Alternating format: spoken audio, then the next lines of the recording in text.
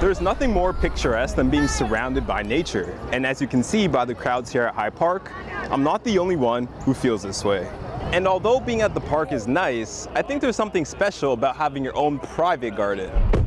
But I don't exactly have what you would call a green thumb, so I'm en route to get gardening tips from one of Canada's most well-known gardening writers, Marjorie Harris. Marjorie is also the subject of episode 1 of the second season of Vision TV's Visionary Gardeners. In this episode, she shows us her beautiful backyard garden and discusses having to downsize and leave it behind. That's going to be it. I'm finished with this garden. Last part. We're working with nature, figuring out what nature needs on the 12th floor of an apartment building. See, it's going to be a gorgeous color. I had 50 years to build a garden and build a very, very complex garden, which is going to be shown on Visionary Gardeners.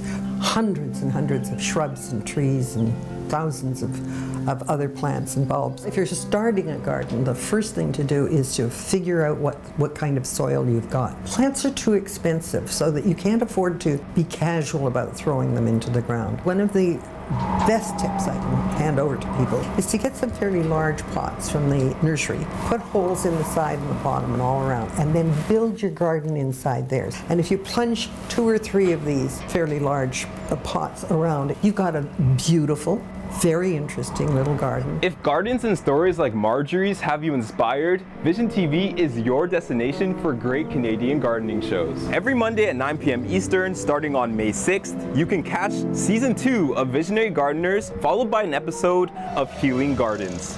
In this beautiful downsized garden, I'm RJ Grubb for Zoomer News.